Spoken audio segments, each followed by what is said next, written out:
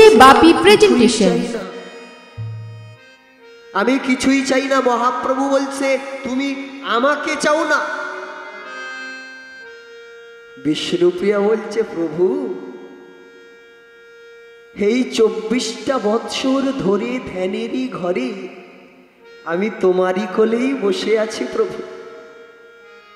আর তোমার কোলে বসে থাকলে তোমাকে কি চাওয়া যায় প্রভু? আমার কিছুই চাই না, আমার কিছুই চাই না প্রভু। মহাপ্রভু বলছে তুমি তবুও কিছু চাও না।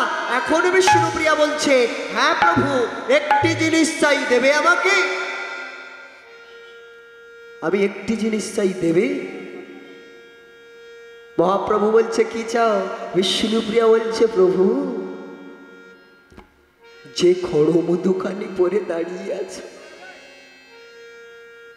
যে খড়ম দোকানি পরে তুমি দাঁড়িয়ে আছো, ওই খড়ম দোকানে আমাকে দিয়ে যাও প্রভু। অন্য কিছু তো চাইনি প্রভু, শুধু ওই খড়ম দোকান। বাবা মহাপ্রভু যখনই খড়ম দোকানে দিয়েছে, বিষ্ণুপ্রিয়া আমার চোখের জলে ভিজিয়ে মাথায় করে নিয়েছে। মাথায় করে নিয়ে বিষ্ণুপ্রিয়া আমার হাঁটতে হাঁটতে হাঁটতে হাঁটতে এই মন্দিরের দিকে চলে যাচ্ছে। যেতে যেতে ফিরে দাঁড়িয়ে বলছে প্রভু আমি আরো একটা জিনিস চাই, দেবে আমাকে প্রভু? মহাপ্রভু বলছে কি চাও তুমি? বিষ্ণুপ্রিয়া বলছে প্রভু গো, এই খড়ম দোকানি চোখের জলে ভিজিয়ে সিঞ্চিত করে রেখে দেব ওই বেদিকার উপরে। ওই বেদিকার উপরে যদি কোনোদিন সন্ধ্যার অন্ধকারে প্রভু তোমায় দেখতে ইচ্ছে করে, দেখিতে ইচ্ছে করে, তুমি এই সন্ন্যাসীর বেশে ধরে এই খড়মের উপরে দাঁড়িয়ে প্রভু, দাঁড়িয়ে প্রভু তুমি ওই মদন মোহনের বেশে এসো না প্রভু।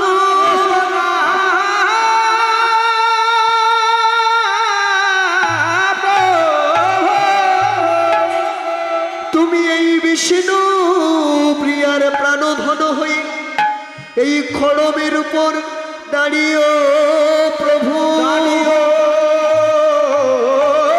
প্রভু। ওমা ওমা ওমা। যখনই বিষ্ণুপ্রিয়া এই কথা বলো, এই কথা বলে বিষ্ণুপ্রিয়া খড়ম দুখানি নিয়ে হাঁটতে হাঁটতে হাঁটতে হাঁটতে মন্দিরের মধ্যে ঢুকে গেল, মন্দিরের মধ্যে প্রবেশ করলো। তারপর থেকে মা বিষ্ণুপ্রিয়াকে আর কেউ দেখেনি। বিষ্ণুপ্রিয়ার ইতিহাস ওখানেই শেষ, বিষ্ণুপ্রিয়ার ইতিহাস ওখানেই শেষ। বাবা এদিকে শান্তিপুরে মহাপ্রভু আমার ঘরের মধ্যে বসে আছে, এদিকে নিত্যানন্দ মাকে নিয়ে আমার প্রভুর কাছে যাচ্ছে। মা কাঁদতে কাঁদতে যখনই ঘরের মধ্যে প্রবেশ করেছে, যখনই ঘরের মধ্যে প্রবেশ করেছে, নিমাই সচিমাতাকে দেখে বলছে মা, ও মা তুমি কাঁদছো মা? আমি সন্ন্যাস করব না মা, আমি সন্ন্যাস করব না। সচিমাতা নিমাইয়ের মুখে হাত দিয়ে মানা করছে। নিমাই, ওরে নিমাই, এ তুই কি বলছিস? সন্ন্যাস তোকে করতে হবে।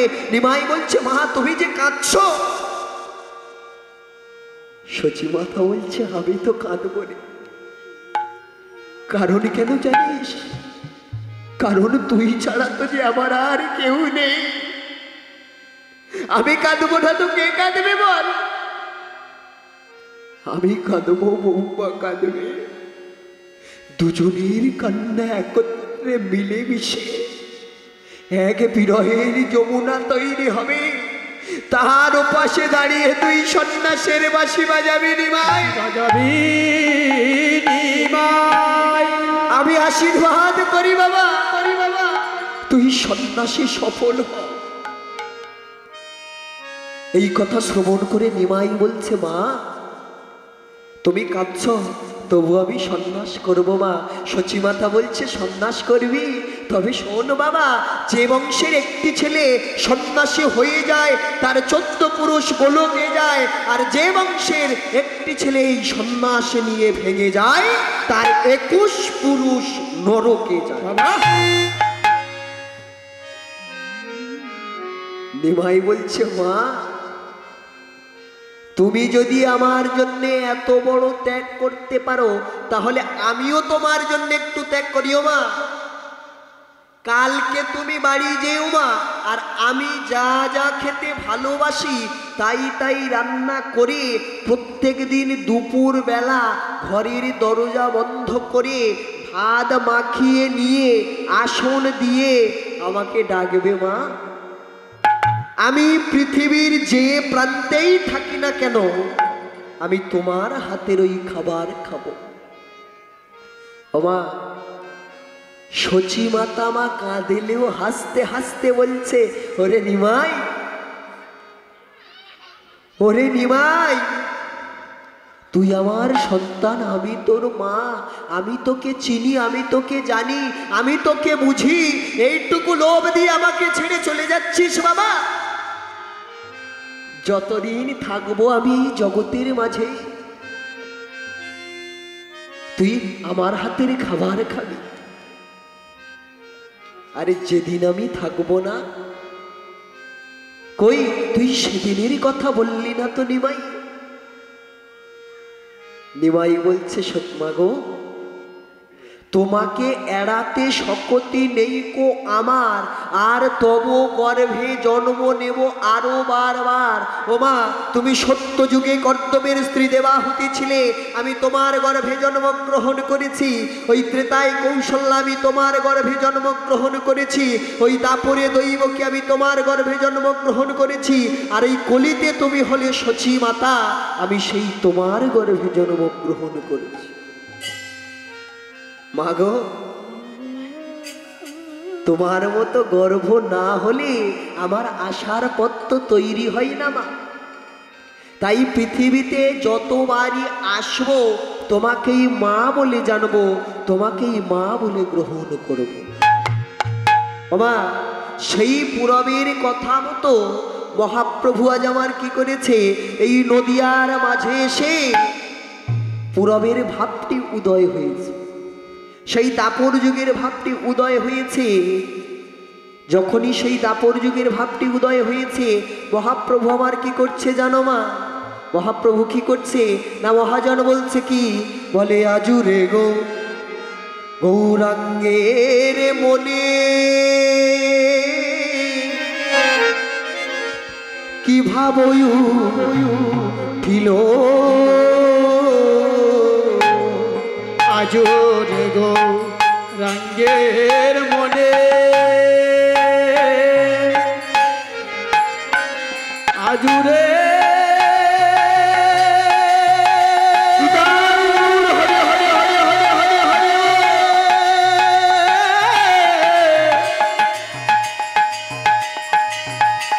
আজুরে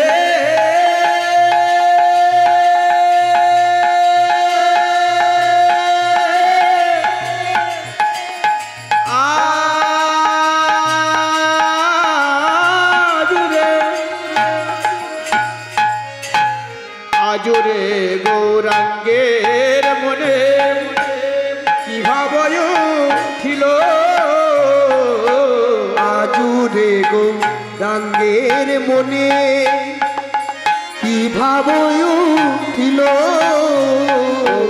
আজুরে গৌরাঙ্গের মনে কি ভাবয় ছিল, আর ধবলি শ্যামলি বলি সগনে ডাকিল, আমার ধবলি শ্যামলি বলি সগনে ডাকিল, আর ধবলি শ্যামলি বলি সগনে ডাকিল, আমার ধবলি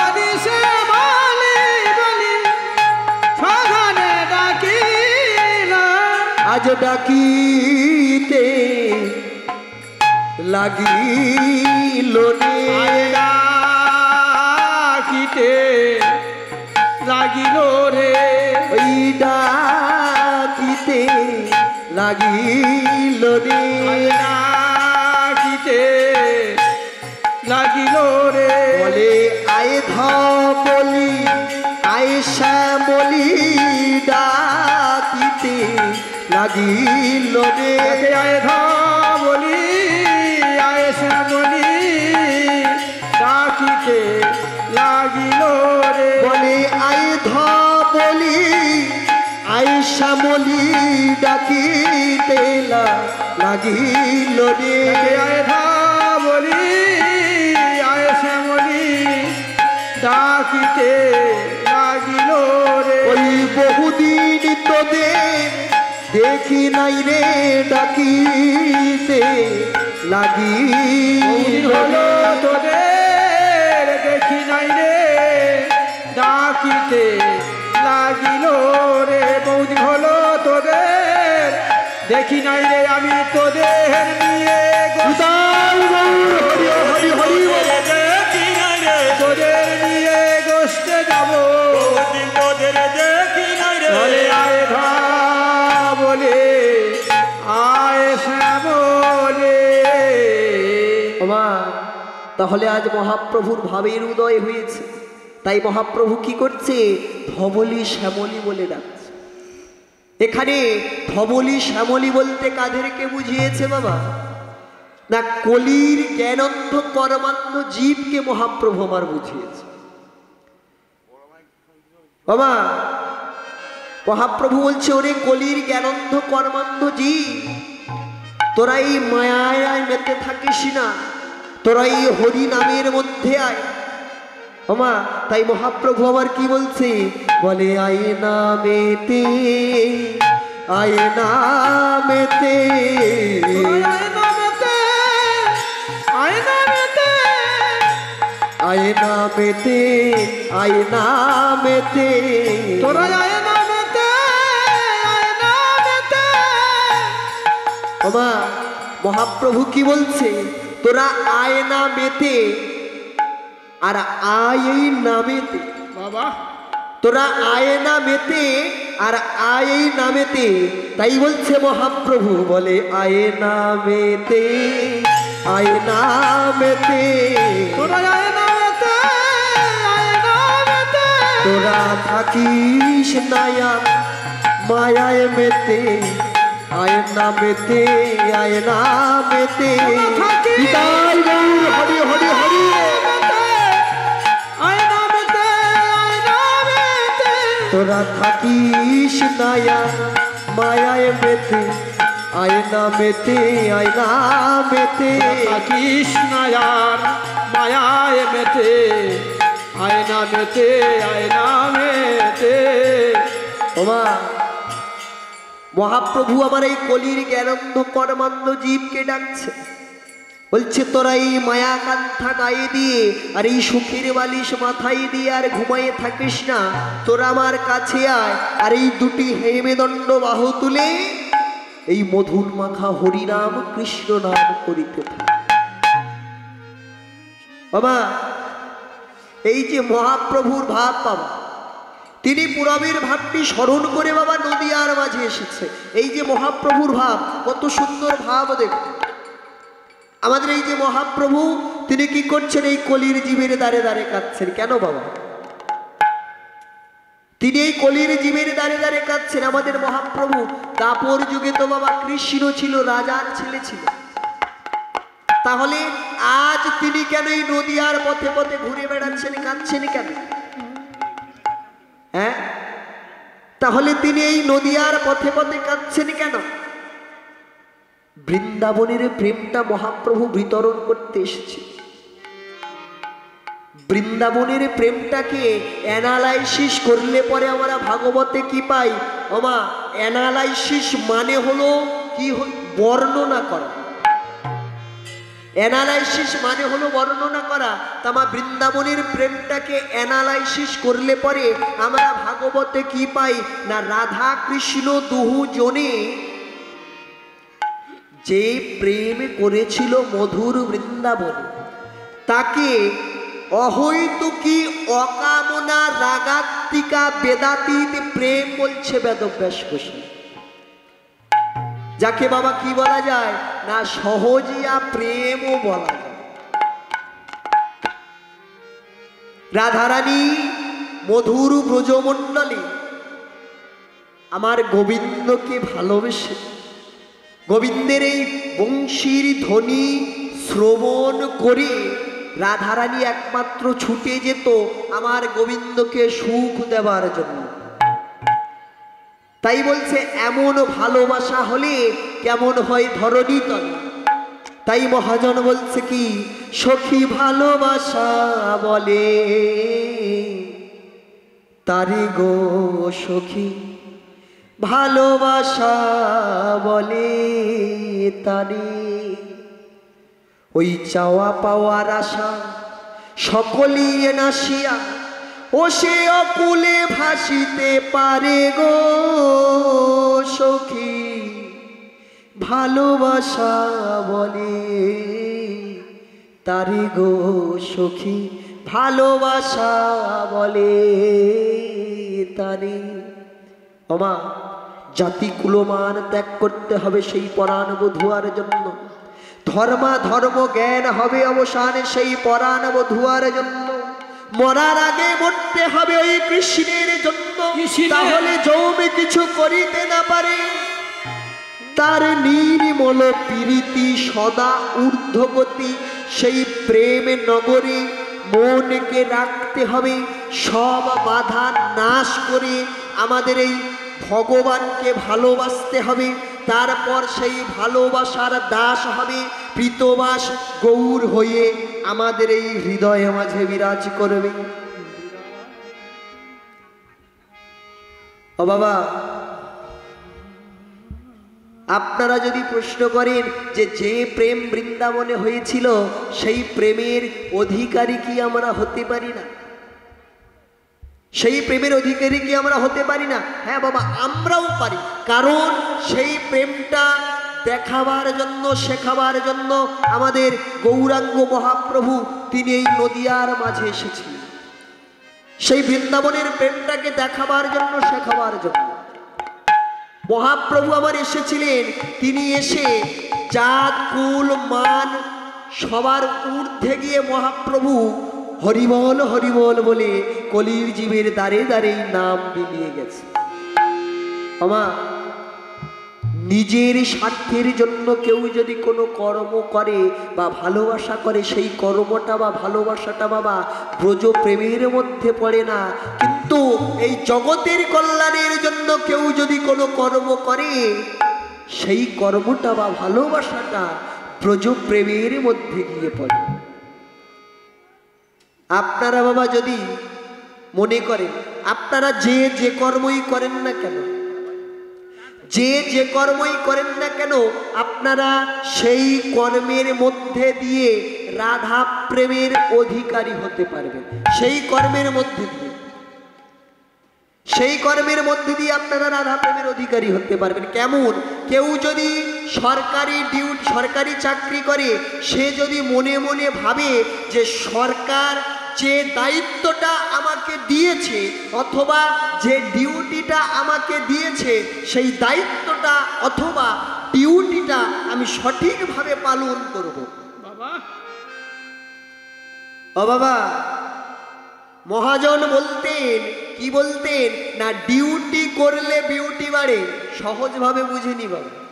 আমি যদি কাজ করতে যাই, তারপর বাবা সেখান থেকে টাকা আসলে আমার সংসার চলবে, কিন্তু আমি যদি কাজে না যাই বাবা, তাহলে আমার সংসার চলবে না।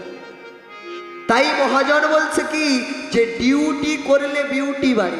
তাহলে সেই সঠিক ডিউটি করা মানুষগুলো যারা এই জগতের কল্যাণের জন্য কর্ম করে যায়, সেই কর্মটা বা ভালোবাসাটা ব্রজ প্রেমের মধ্যে গিয়ে পড়ে। তবে বাবা প্রেম করো, প্রেম শুধু করলে হবে না বাবা, এই প্রেমটাকে গাঢ় থেকে প্রগাঢ় করতে হবে। এই প্রেমটাকে গাঢ় থেকে প্রগাঢ় করতে হবে। কেননা বাবা, এই দেখুন আমরা পৌষ মাসে খেজুর গাছ কেটে কি পাই? পৌষ মাসে খেজুর গাছ কেটে রস পাই। বৈকালবেলা ভাঁড় পাতা হয়, পরের দিন সকালবেলা সেই রস আমরা আনন্দ করে খাই। কিন্তু বাবা কেউ যদি মনে মনে ভাবে যে ওই রস সন্ধ্যাবেলায় খাবে, তাহলে কি হয় জানো বাবা? তাহলে মদ মদ গন্ধ হয়ে যায়, তাহলে মদ মদ গন্ধ হয়ে যায়। কিন্তু ওই রস 1 মাস 2 মাস অবধি পরেও খাওয়া যাবে, যদি কি গুড় তৈরি করে রাখা হয়। যদি গুড় তৈরি করে রাখা হয়, তাহলে প্রেমটাকে কি করতে হবে? গাঢ় থেকে প্রগাঢ় করতে হবে বাবা। কিন্তু শুধু কি গুড় হলে হয়ে যায় বাবা? শুধু গুড় হলে হয়ে যায় না। কেন বলছে না? গুড়কে রিফাইন করলে হয় কি চিনি, চিনিকে রিফাইন করলে হয় কি মিছরি, আর মিছরিকে রিফাইন করলে হয় কি গো মা? সীতা মিছরি। তখন তার আর নষ্ট হওয়ার ভয় থাকে। তাহলে আমাদের এই প্রেমটা কি না? মহাজন বলছে কি ঊর্ধ্বলিঙ্গ ঊর্ধ্বজনী ঊর্ধ্বরতি হয়। ঊর্ধ্ব না হইলে জীব যাবে জমালয়, যাবে জমালয়।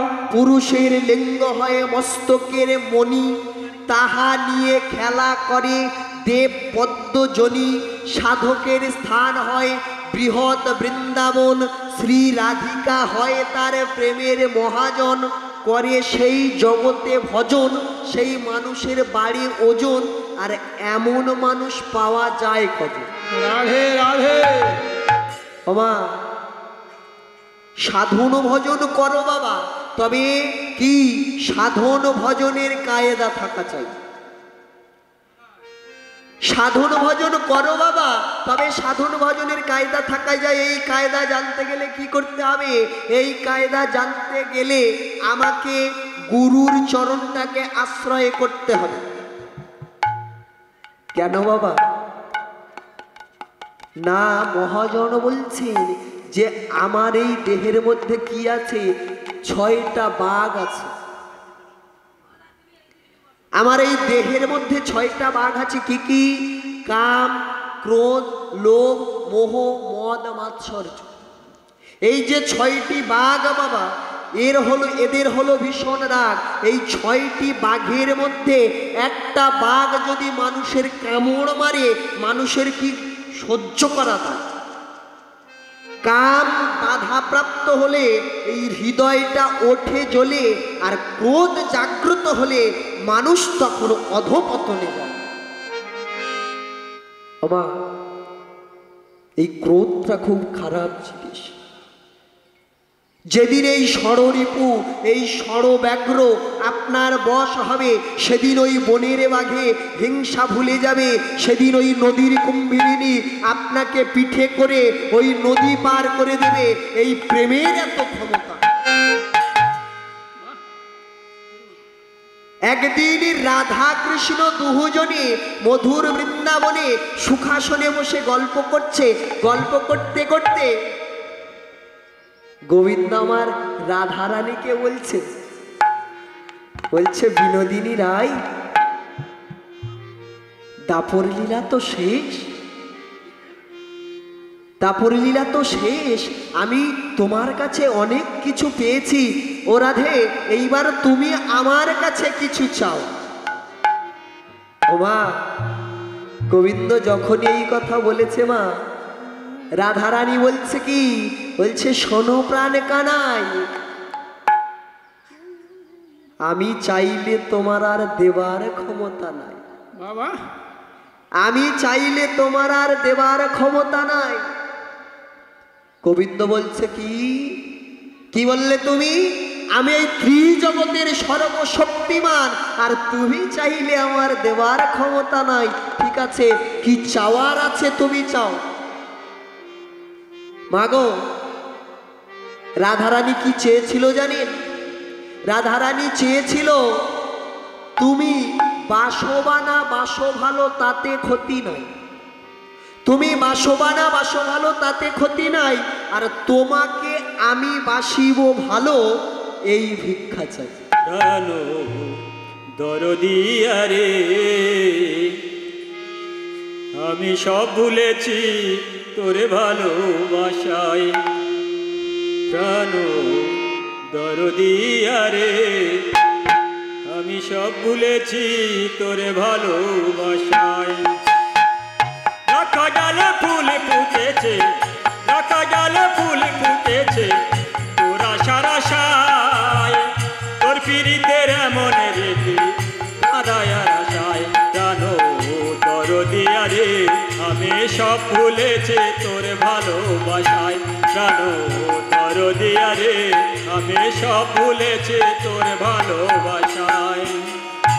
ওমা, তাহলে রাধারানী কি চাইলো? তুমি বাসবা না বাসো ভালো তাতে ক্ষতি নাই, তোমাকে বাসিব ভালো এই ভিক্ষা চাই। যখনই মা এই কথা বলেছে, গোবিন্দ তখনই আমার শেষ। গোবিন্দ শেষ। দেখবেন বাবা, এই জগতের মাঝে অনেকের সঙ্গে অনেকের ভালোবাসা টিকে থাকে না। কেন না? দেখবেন সে শুধু ভাবে আমি ওর কাছ থেকে রস নিগড়ে নেব, কিন্তু মা জীবনে যদি ওরও একটু দেবার অভ্যাস থাকতো তাহলে ও ভালোবাসা পেত। তাহলে মা, যে রাধারানী কিছু চায় না তাকে কি দিতে পারে কৃষ্ণ? হ্যাঁ, দেখবেন অনেক জামাই আছে বিয়ে করতে গিয়ে বলে আমার 2 চাকা লাগবে, 4 চাকা লাগবে, খাট লাগবে, আলমারি লাগবে। আবার কোনো ভালো মানুষের ছেলেও আছে, তারা বিয়ে করতে গিয়ে বলে না না, ও সব কিছু আমার দরকার নাই। শ্বশুর ভাবে এরকম জামাইকে যদি আমি সারা জীবন দিই তবুও মনে হবে দেওয়া হলো না বউ। তাহলে যে রাধারানী কিছুই চায় না তাকে কি দিতে পারে মা কৃষ্ণ? এই জন্যে দাসখত লিখে গিয়েছিল, রাধে তোমাকে প্রেমের গুরু স্বীকার করে যাই, তোমাকে করলাম প্রেমের গুরু, আর তোমা হতেই বিশ্বের প্রেম শুরু। নিতাই গৌর হরি ওর রাধে। ওমা, তাহলে কার জন্য এই বিশ্ব ব্রহ্মাণ্ডের প্রেম শুরু? না আমাদের রাধারানীর প্রেম শুরু। ওমা, এই রাধা গোবিন্দের প্রেম আর আমাদের এই জগতের প্রেমের জানি তাই রাধা গোবিন্দের প্রেম আর জগতের প্রেমের মধ্যে কত তফাৎ দেখো। আমাদের জগতের মাঝে মা এক ভারী কায়দা আছে। এখন কি হয় জানো মা? এখন তো মা ওই আই লাভ ইউ বললে প্রেম হয়ে যায়, এ এক ভারী কায়দা মা। বাবা, রাধা গোবিন্দের প্রেম আর আমাদের এই জগতের প্রেমের মধ্যে পার্থক্য দেখো। আমাদের জগতের মাঝে এক ভারী কায়দা আছে, এখন তো আই লাভ ইউ বললে প্রেম হয়ে যায়। তা এক কাকা গল্প দিচ্ছে যে আমার মেয়ের 1500 টাকায় বিয়ে হয়ে গেছে। বাবা, ওমা, পাশ থেকে এক ভদ্রলোক বলছে, বলে দূর বাবু, 1500 টাকায় বিয়ে তো দূরের কথা, বলে এখন পাতা কেনা হয় নাকি? বলে আপনি জানেন না, ওই যে আমার মেয়ে না উচ্চ মাধ্যমিক পাশ করেছে, উচ্চ মাধ্যমিক পাশ করে বলে বাবা আমাকে একটা মোবাইল কিনে দাও। দিলাম 1500 টাকায় একটা চাইনিজ মোবাইল কিনে, ওই মোবাইল নিয়ে কানে আবার হ্যালো হ্যালো কয়কার সাথে আবার আই লাভ ইউ মাঝে মাঝে শোনা যায়। তাতে এই আই লাভ ইউ করতে করতে 3 মাস পরে বেরিয়ে গেল, আমারও 1500 টাকায় কাজ সারা হয়ে গেল। নিতাই গৌর হরি হরি। একেই বলছি মা আমরা লাভ ম্যারেজ, আমরা একেই বলছি লাভ ম্যারেজ। এ তো পুরো লোকসানের গ্যারেজ। যাক বাবা, আমি তো গুরুর কথা বলে গেলাম, গুরু তো ভগবান নয় বাবা। কিন্তু একটা জিনিস দেখুন যে গুরুকে সর্বশাস্ত্রে গুরুত্ব দিয়ে গেছে, সর্বশাস্ত্রে গুরুকে গুরুত্ব দিয়ে গেছে। এই যে আমি বলছি গুরু ধরো, আমার পরে যে কীর্তনিয়া আসবে তিনিও বলবেন গুরুধর। জগতে যত কীর্তনিয়া আছে সমস্ত কীর্তনিয়া বলবে কি গুরুধর। কেন না আমা হতে নাম বড়, নাম হতে ভক্ত বড়। যদি আমাকে পেতে চাও তাহলে আমার ভক্তকে ধরো, আমার ভক্তের জয়গান করো। বাবা এক ঠাকুমা কি করেছে জানো মা? এক ঠাকুমা একটি মালা গেঁথে নিয়ে আর ওই নদীর কূলে বসে বসে কাঁদছে। এখন এক ভদ্রলোক ওই পথ দিয়ে যাচ্ছিল, যেতে যেতে ঠাকুমাকে দেখে বলছে, ও ঠাকুমা তুমি কাঁদছো কেন?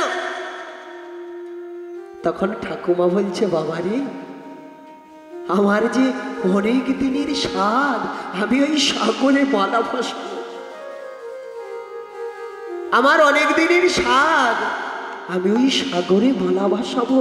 কিন্তু বাবারে আমার তো বয়স হয়ে গেছে, আমার যে আর যাবার শক্তি নাই, তাই আমার ওই সাগরে মালা ভাসানোও হলো না। এখন ওই ভদ্রলোক বলছো, ঠাকুমা তুমি এর জন্য কাঁদছো? ওই যে দেখো তোমার সম্মুখে ওটা কি? তোমার সম্মুখে ওই যে নদী আছে, ওই নদীর জলের সঙ্গে ওই সাগরের জলের যোগাযোগ আছে। যোগাযোগ আছে। ওই নদীর জলের সঙ্গে সাগরের জলের যোগাযোগ আছে। ও ঠাকুমা তুমি এক কাজ করো, তুমি ওই মালাটাকে নিয়ে নদীর জলে ভাসিয়ে দাও, দেখবে একদিন এই স্রোতস্বিনী নদী তোমার মালাটাকে নিয়ে ওই সাগরে পৌঁছবে। ওমা ঠিক তেমনই আমাদের গুরু হলো স্রোতস্বিনী নদী।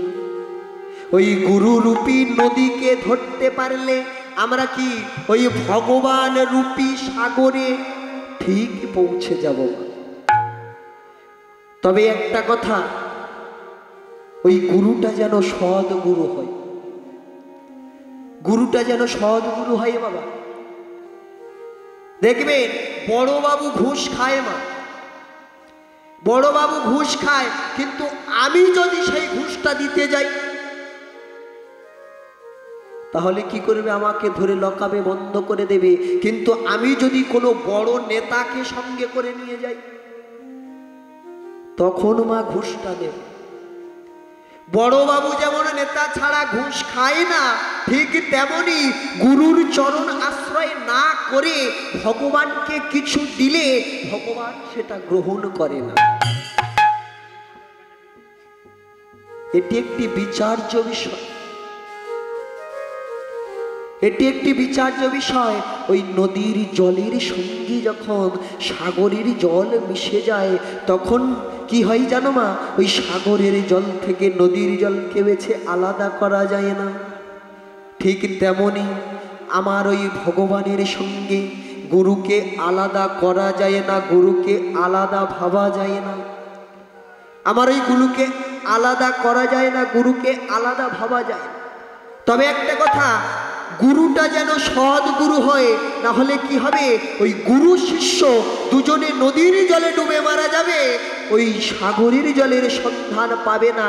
ওই খেজুর গাছের রস এক গ্লাস খেয়ে চলে যেতে হবে, ওই সীতা মিছরির সন্ধান আর পাওয়া যাবে না। তাই গুরুটা আমার সৎ গুরু ধরতে হবে। তাই মহাজন বলছে কি, ও মন সওদাগর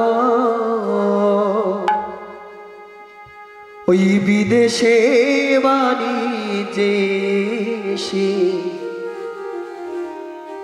কেন বাঁধলি বস ঘর রে? ওই দেশের মানুষ দেশে ফিরে চল। মনে সওদাগর বিদেশে বাণিজ্যে এসে বাঁধলি বসতি ঘর রে, দেশের মানুষ দেশে ফিরে চল। ও মন সদাগর বিদেশে বাণিজ্যে এসে বাঁধলি বসত ঘরে, দেশের মানুষ দেশে ফিরে চল। ও মনে সদাগর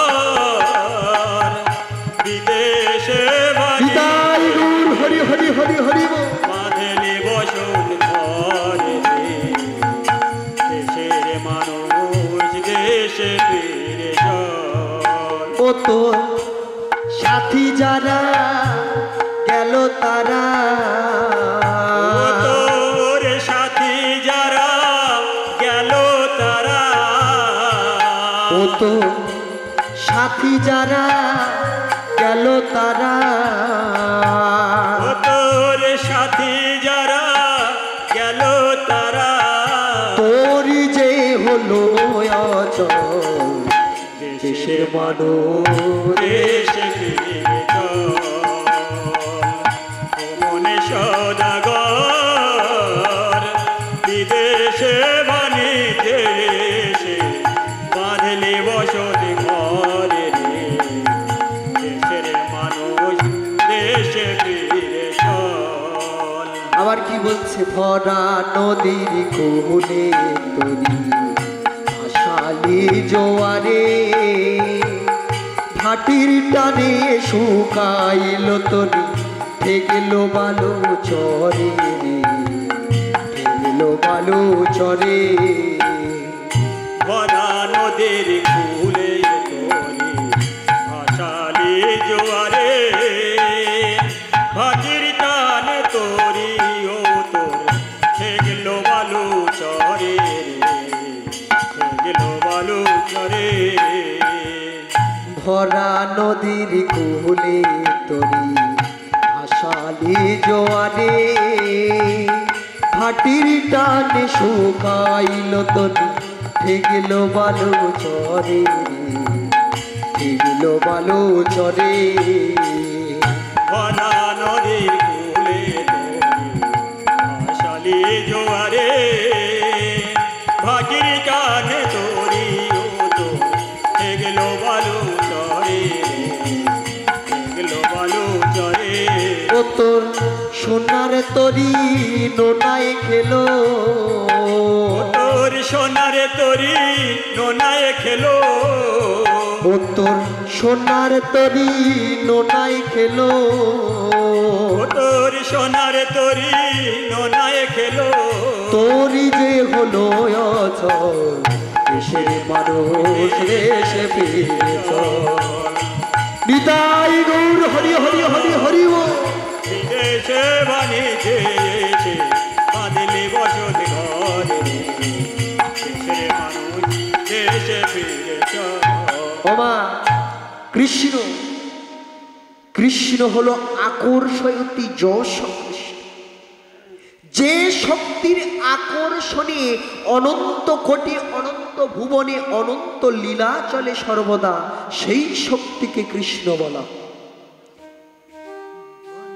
সে কারো ছেলে নয়, সে কারো মেয়ে নয়, এই শক্তির খেলা যার মধ্যে হয় মানুষ তাকে পূজা দেয়।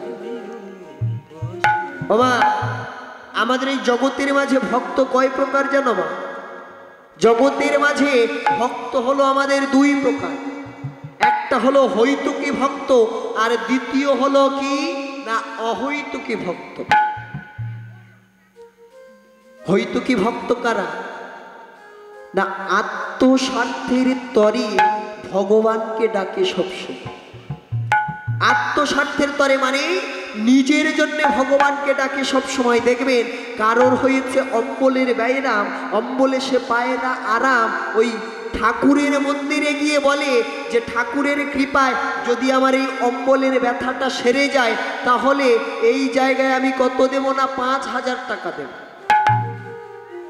তাহলে মা ঠাকুরকে পাবার জন্য না, কিসের জন্য দিচ্ছে না নিজের অম্বলের ব্যথা সারাবার জন্য।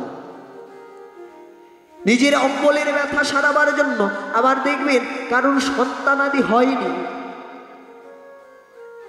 ওই গোবিন্দের মন্দিরে গিয়ে কাঁদে আর বলে, যদি গোবিন্দের কৃপায়, যদি গোবিন্দের কৃপায় আমার একটা সোনার চাঁদ ছেলে হয়, তাহলে এই জায়গায় আমি কত দেব? 50,000 টাকা দেব। তাহলে মা কি গোবিন্দকে পাওয়ার জন্য দিচ্ছে না কিসের জন্য দিচ্ছে? না সোনার চাঁদ ছেলের জন্য। এরা হলো কি হৈতুকী ভক্ত, না নিজের জন্য আত্মস্বার্থের তরে ভগবানকে ডাকে সব সময়। আর অহৈতুকী ভক্ত কাদের বলে? না নিজের জন্য কিছু চাহে না সে। যারা অহৈতুকী ভক্ত মা, তারা নিজের জন্য কিছু চায় না, তারা কি চায়? ভগবান কি সে খুশি থাকে, ভগবান কি সে ভালো থাকে, ভগবান কি সে খুশি থাকে, ভগবান কি সে শান্তিতে থাকে, তারা শুধু এটাই চায়। যারা মা প্রকৃত কৃষ্ণ ভক্ত, তারা অর্থের ধার ধারে না।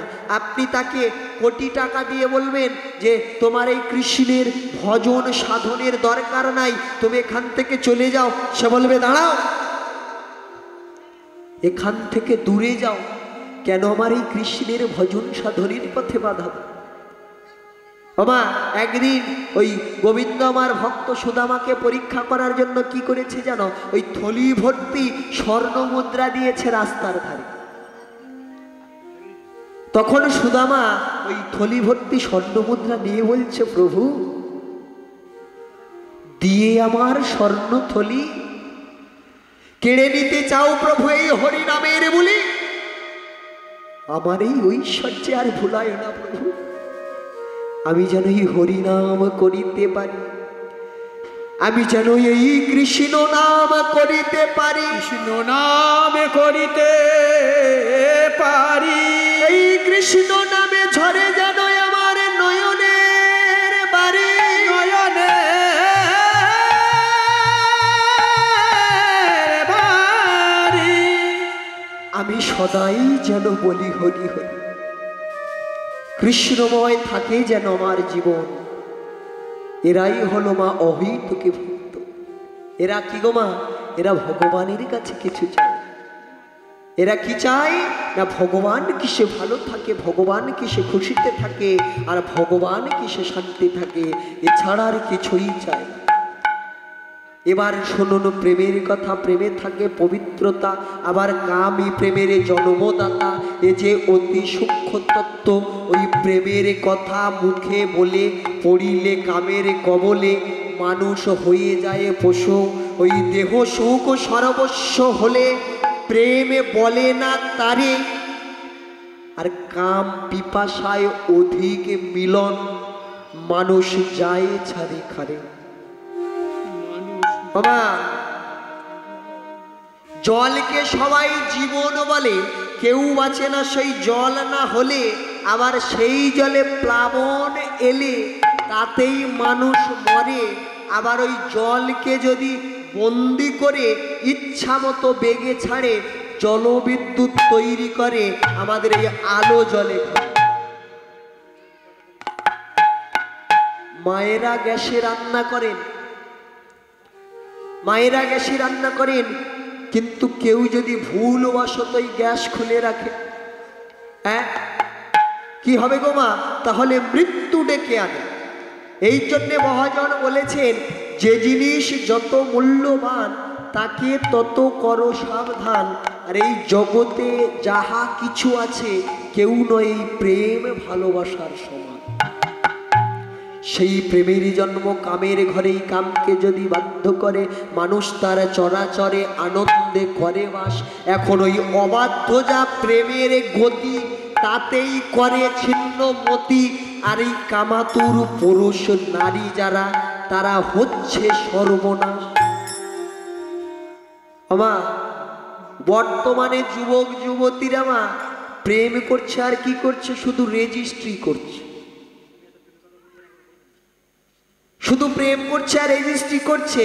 প্রেমের উপরে এত ভরসা যে হাকিমকে সাক্ষী হতে হচ্ছে। ব্রাহ্মণ অগ্নির ধার ধারে না, যদিও বর্তমানে একটা ব্রাহ্মণের থেকে একটা হাকিমের দাম কম নয়, কিন্তু এই বিবাহ তো হৃদয়ের বন্ধন। তার সাক্ষী অগ্নি আর ব্রাহ্মণ। এখনো অবিশ্বাস তার সন্দেহের কারণ, এখনো সাক্ষী বিচারপতি। তাই বলছে বিশুদ্ধ প্রেমে যদি জাগে, তার ডাক মরমে লাগে। পূর্ব রাগের অনুরাগে ভরা তার অন্তর, ভরা তার অন্তর। সেই বিরল মঙ্গল চিন্তামণি চণ্ডীদাসার রজকিনী, এরাই প্রেমের সুরধ্বনি আমাদের এই জগত মাঝার। জগত মাঝা। বাবা, প্রেম আপনাদেরও হয় আর আমাদেরও হয়, কারণ প্রেম তো এক পর্যায়ের নয় মা। প্রেম তো এক পর্যায়ের নয়। আপনাদের কি হয়, বেশিরভাগ ভক্তের দেখেছি মা, এই গান শুনতে শুনতে কি হয়, আপন হারার কথা, স্বজন হারার কথা মনে পড়ে, তখন আপনারা কাঁদেন। কিন্তু মাগো, সেই ঈশ্বরের নামে, সেই ভগবানের নামে কজনের চোখে অনায়াসে জল আসে। সেই ঈশ্বরের নামে, ভগবানের নামে কজনের চোখে অনায়াসে জল আসে মা। একটা গল্প বলি শোনো বাবা। একটা ফাঁকা মাঠ আছে, তা মা গো, ওই যে ফাঁকা মাঠের মাঝখানে কি আছে জানো মা? একটা বট গাছ আছে। তা ওই জায়গাটার নাম কি? ওই জায়গাটার নাম হলো বটতলা। কিন্তু বর্তমানে ওই প্রেমিক প্রেমিকারা ওখানে গিয়ে প্রেমের কথা বলছে বলে মা, ওই জায়গাটার নাম হয়েছে কি না, প্রেমতলা। ওই জায়গাটার নাম হয়েছে গো মা প্রেমতলা। তা এক দাদুর গাই হারিয়ে গিয়েছে। তা দাদু কি করেছে, একটা ছাতা বগলে করে নিয়েছে, নিয়ে আর একটা লাঠি নিয়ে গাই খুঁজতে বেরিয়েছে। বাবা, ওমা, দাদু যখন এই মাঠের মধ্যে গাই খুঁজতে বেরিয়েছে, আর ওই বট গাছের তলায়, ওই প্রেম তলায় কি হয়েছে মা, দুজন এসে প্রেমের কথা বলতে শুরু করেছে। দুজন এসে প্রেমের কথা বলতে শুরু করেছে। এখন দাদু তো সব জায়গায় খুঁজে, গাই মা খুঁজে পাইনি, গাই খুঁজে পাইনি। তা দাদু মনে মনে ভাবছে যে গাইটা খুঁজে পাইনি যখন, আমি এই বটতলায় একটু এই গাছের ছাওয়ায় বিশ্রাম নিয়ে যাই। ওমা, দাদু তো আর জানে না মা যে ওখানে দুজন বসে আছে। কেননা বড় বট গাছ তো, দাদু পিছন থেকে আসছে, ওই ব্যাক সাইড থেকে আসছে, তাহলে দাদু জানে না যে ওখানে দুজন আছে। এখন দাদু যখন এসে ওই গাছের গোড়ায়, ওই বৃক্ষের তলায় বসেছে, আর এরা দুজনে কি করেছে জানো বাবা?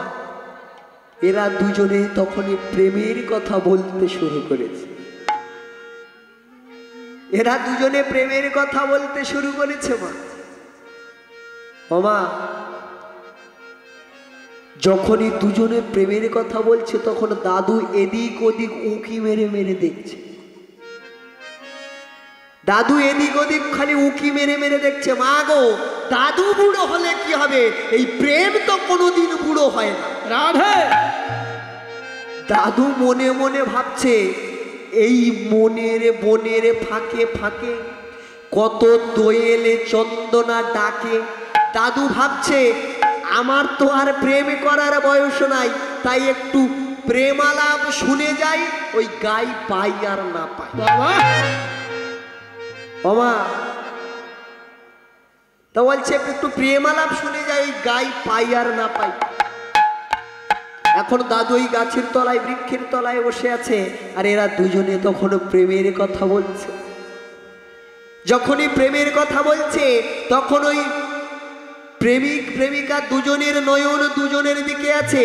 তাই মহাজন কি বলছে, বলে নয়ন আর ফেরে না রে, নয়ন আর ফেরে না রে, নয়ন আর ফেরে না রে, নয়ন আর ফেরে না রে, নয়নে নয়ন কেড়েছে, নয়ন আর ফেরে না রে, ওই নয়নে নয়ন কেড়েছে, নয়ন আর ফেরে না রে, ওই নয়নে নয়ন কেড়েছে, নয়ন আর ফেরে না রে, ওই নয়নে নয়ন কেড়েছে, নয়ন আর ফেরে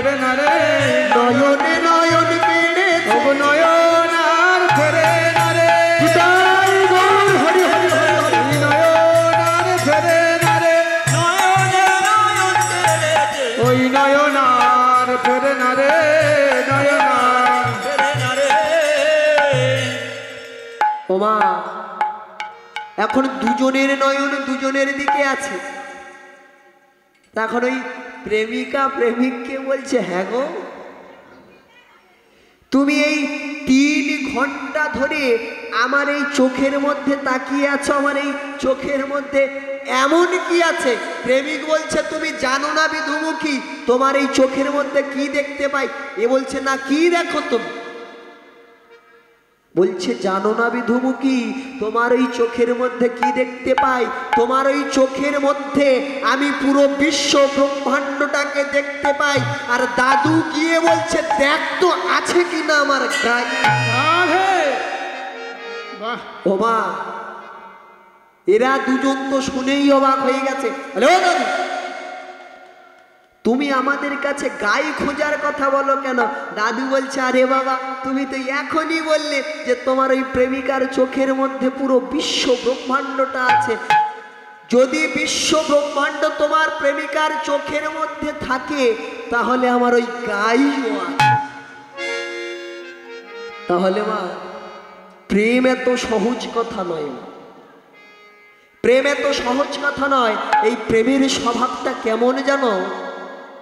সকামা প্রেম না হলে নিষ্কামা প্রেম বলে না তারে, এ কথা বিজ্ঞ জনে কয়। এই প্রেমের ঘরে কামের ঘরে প্রেমের জন্ম নাই, জানি হো নিশ্চয়। অহিরেন গতি প্রেমন স্বভাব কুটিল ভবে, অত হেতু রহে তিষ্ঠং জুলোর মান উদঞ্চতে। মা, তাহলে এই প্রেমের স্বভাবটা কেমন মা? প্রেমের স্বভাবটা হলো আঁকা বাপ। আমি বাবা এত প্রেমের কথা বলছি কেন? কারণ এই কলিযুগে প্রেম আর ভক্তি ছাড়া আর কিছুই নেই, মুক্তির কোনো আর উপায় নেই এই প্রেম আর ভক্তি ছাড়া বাবা। তাহলে এই প্রেমের স্বভাবটা কেমন? না আঁকা বাঁকা, তার মধ্যে কিছুটা রাগ, কিছুটা অনুরাগ, কিছুটা হাসি, কিছুটা কান্না, আবার কিছুটা দূরে যাওয়া, আবার কিছুটা কাছে আসা। আমার বন্ধুরা বাবা আমাকে মাঝে মাঝে ডেকে ডেকে কয়, বলে, গিরিধারী, ওসব পাপ পুণ্য বলে কিছু নাই, আর ওসব ভগবান বলে কিছু নাই। একটা কথা মা আপনাদের চরণে, যদি ভগবান বলে কিছু না থাকে, যদি ওই পাপ পুণ্য বলে কিছু না থাকে, তাহলে আমাদের এই শরীরে, আমাদের এই দেহে মাঝে মাঝে কাঁপ আসে কেন?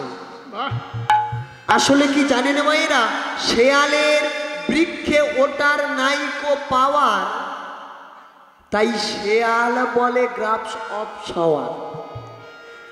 কোনোদিনও মিটিবে না ওই আঙুর খাবার শখ, ওই গাছে উঠতে পারে না বলে বসিয়া ওই গাছের তলে আর লালসা চাপিয়ে বলে কি না আঙুর ভারী টক।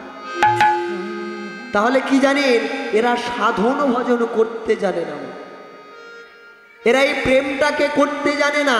এই প্রেমটাকে করতে গেলে কি কি লাগে জানো মা?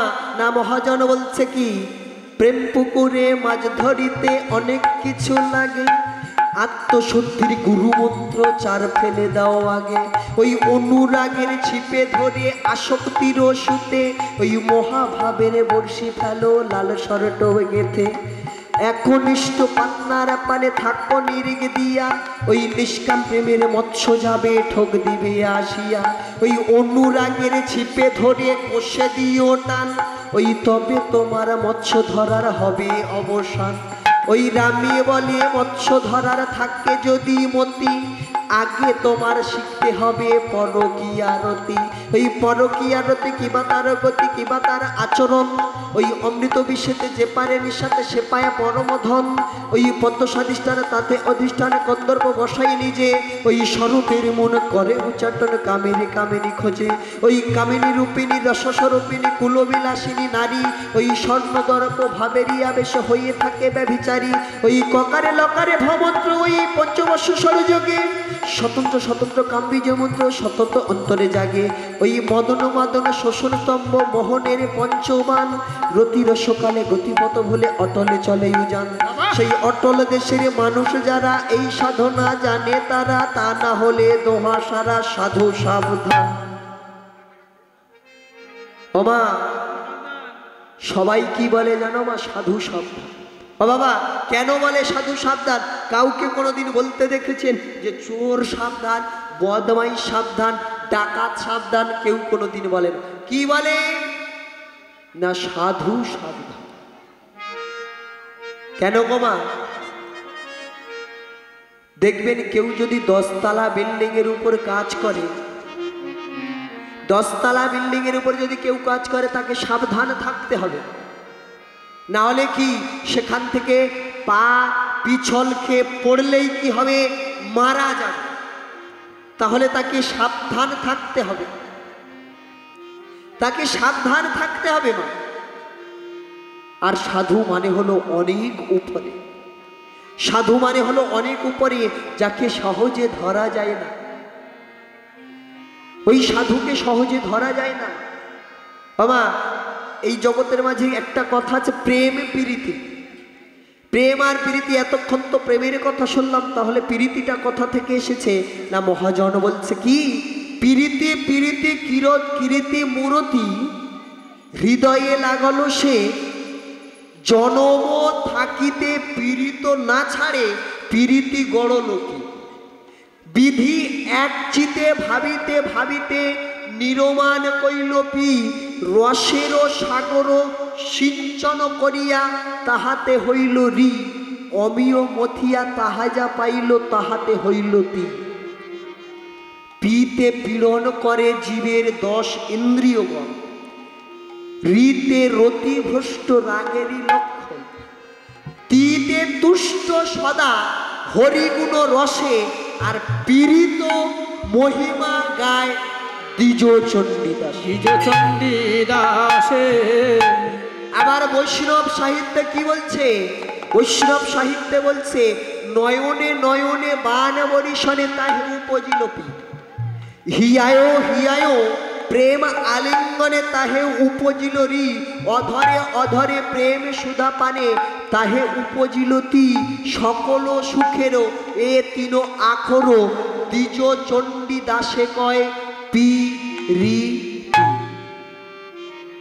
আমা, তাহলে এই প্রেম প্রীতি জানতে গেলে, এই রাধা গোবিন্দের প্রেমটাকে জানতে গেলে আমাকে কি গুরুর চরণ আশ্রয় করতে হবে। সেই গৌরাঙ্গ মহাপ্রভুর ভাবটি জানতে গেলে আমাকে সেই গুরুর চরণ আশ্রয় করতে হবে, না হলে আমার কিছুই হবে না। তবে কি? গুরু যেন সদ্গুরু হয়। তাই মহাপ্রভু সেই পুরবের ভাবটি স্মরণ করে আজকে এই নদিয়ার মাঝে এসে, আজকে মহাপ্রভু এই নদিয়ার মাঝে এসে এই কলির জ্ঞানন্ধ করবন্ধ জীবকে ডাকছে। কেমন ভাবে ডাকছে? ওগো শ্রীগা বেনু মোরলি,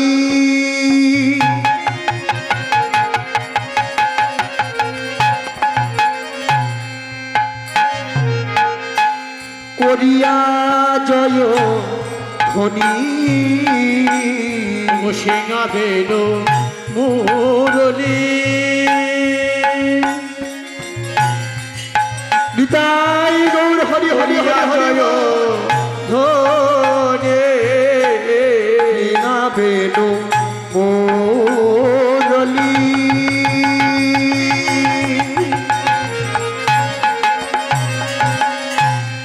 করিয়া জয় ধ্বনি,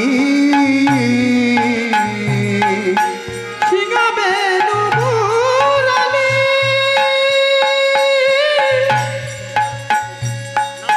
করিয়া জয় ধ্বনি, হই হই রবে গোরা বিদায় পতনে, হই হই রবে গোরা ফিরায়ে পাঞ্চনে, আর হই হই রবে গোরা বিদায় পাচনে, হই হই রবে গোরা ফিরায়ে পাঞ্চনে। ওমা, গৌর হরি পাঁচনি বলতে আমাদেরকে অঙ্গুলি নির্দেশ করে